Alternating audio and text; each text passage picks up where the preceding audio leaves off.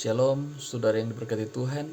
Pada kesempatan pagi ini kita jumpa lagi dan bersyukur kalau kita masih ada sampai saat ini. Untuk itu mari kita akan membahas tentang siapakah Yesus itu. Nah, Yesus menurut kita orang yang percaya kepadanya bahwa Yesus itu adalah Tuhan. Dan kita harus betul-betul percaya kitab Injil yang tertulis ini. Dan mari kita baca bersama-sama. Yang pertama, Yohanes 1 ayat 1-5. Berbunyi demikian. Pada mulanya adalah firman, firman itu bersama-sama dengan Allah dan firman itu adalah Allah. Ia pada mulanya bersama-sama dengan Allah. Segala sesuatu dijadikan oleh Dia dan tanpa Dia tidak ada sesuatu pun yang telah jadi dari segala yang telah dijadikan. Dalam Dia ada hidup dan hidup itu adalah terang manusia. Terang itu bercahaya di dalam kegelapan dan kegelapan itu tidak menguasainya. Jadi Yesus itu dikatakan di sini oleh seorang Yohanes pada mulanya adalah firman dan firman itu bersama-sama dengan Allah. Jadi Yesus adalah firman Allah atau firman kehidupan.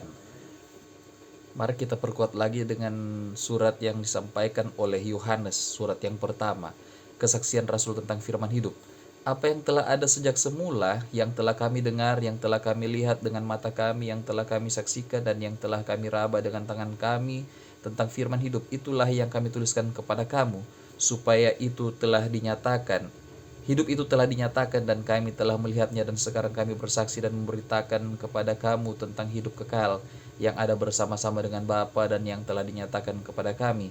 Apa yang telah kami lihat dan yang telah kami dengar itu kami beritakan kepada kamu juga, supaya kamu pun beroleh persekutuan dengan kami. Dan persekutuan kami adalah persekutuan dengan Bapa dan dengan anaknya Yesus Kristus. Dan semuanya ini kami tuliskan kepada kamu supaya sukacita kami menjadi sempurna. Saudara, kita mau percaya yang mana? Ada berita-berita terakhir ini yang mengatakan bahwa Isa Al-Masih itu tidak disalibkan dan sebagainya. Tetapi saudara yang kasih Tuhan, kita mau percaya mana? Kitab yang ditulis jauh sesudah kelahiran Yesus atau kitab yang ditulis oleh orang-orang yang sama-sama seperti yang dikatakan di sini bahwa dari 1 Yohanes 1 ayat 1 hingga 4 ini. Di ayat yang ketiga, apa yang telah kami lihat dan yang telah kami dengar itu kami beritakan kepada kamu juga supaya kamu pun beroleh persekutuan dengan kami.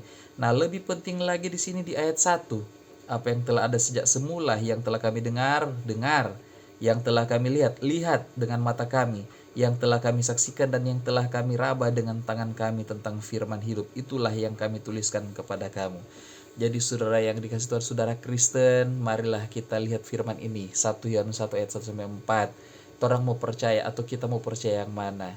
Orang-orang yang menyaksikan Yesus hidup itu sendiri yang telah menuliskan, atau kita mau dengarkan mereka-mereka yang hanya mendengar-dengar saja dan mulai mengarang-arang cerita, ataupun ada orang-orang yang mau membelokkan Injil Tuhan. Kita mau percaya yang mana? Orang-orang yang menuliskan secara langsung yang telah bertemu dengan Yesus, melihat, mendengar dan meraba Yesus, atau kita akan mendengar orang lain yang memberitakan Injil selain daripada Injil Yesus. Selanjutnya saudara, kita buka di dalam kitab Yohanes pasal 8 ayat 12 mengatakan begini. Dengan perikop Yesus adalah terang dunia. Maka Yesus berkata pula kepada orang banyak, katanya, akulah terang dunia, barang siapa mengikut aku, ia tidak akan berjalan dalam kegelapan, melainkan ia akan mempunyai terang hidup. Saudara, di kepercayaan lain mengatakan bahwa Tuhan atau Allah itu adalah terang. Seperti orang tahu di agama seberang mengatakan Al-Nur atau Allah adalah terang. Nah, saudara yang dikasih Tuhan, di sini ketika Yesus mengatakan akulah terang dunia, itu di sini dia mau mengatakan bahwa aku adalah Tuhan. Dan dia lanjut dengan mengatakan bahwa barang siapa mengikut aku, ia tidak akan berjalan dalam kegelapan, melainkan ia akan mempunyai terang hidup. Saudara yang dikasih Tuhan, Yesus mengatakan di dalam Yohanes pasal 14 ayat 6, akulah jalan dan kebenaran dan hidup. Tidak ada seorang pun yang dapat datang kepada Bapa kalau tidak melalui aku. Nah, ini janji keselamatan. Tidak ada jalan lain untuk menuju kepada Bapa di surga atau untuk menuju ke surga. Untuk menuju kepada Bapa di surga hanya satu-satunya jalan. Yesus adalah jalan satu-satunya.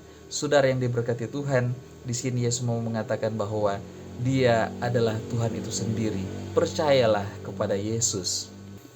Saudara yang diberkati Tuhan, kita coba buka lagi di dalam kitab Yohanes 13 ayat 14. Bagaimana Yesus itu adalah Tuhan.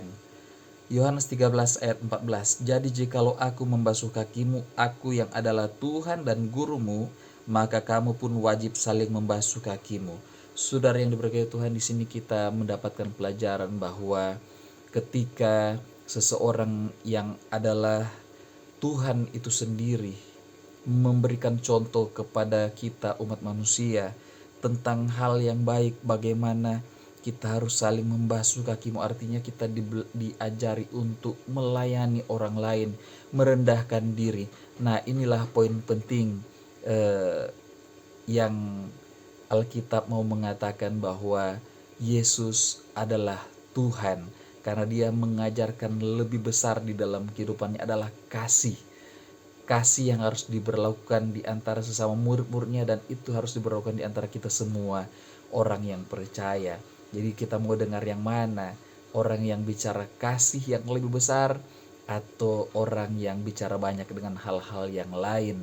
Tentunya di sini Yesus mau mengatakan bahwa keteladanan, satu keteladanan yang lebih baik daripada 1000 kata-kata. Saudara yang diberkati Tuhan, sehingga di sini saya mau katakan bahwa Yesus yang kita sembah, Yesus yang orang Kristen sembah adalah Tuhan, dan dia bukanlah Nabi Isa seperti yang orang-orang lain ceritakan. Kenapa saya bisa mengatakan demikian? Karena begini kata Paulus di dalam surat kepada Galatia. Galatia 1 ayat 6 sampai 10. Hanya satu Injil. Aku heran bahwa kamu begitu lekas berbalik daripada Dia yang oleh kasih karunia Kristus telah memanggil kamu dan mengikuti suatu Injil lain yang sebenarnya bukan Injil. Hanya ada orang yang mengacaukan kamu dan yang bermaksud untuk memutarbalikkan Injil Kristus. Tetapi sekalipun kami atau seorang malaikat dari sorga yang memberitakan kepada kamu suatu Injil yang berbeda dengan Injil yang telah kami beritakan kepadamu, terkutuklah dia.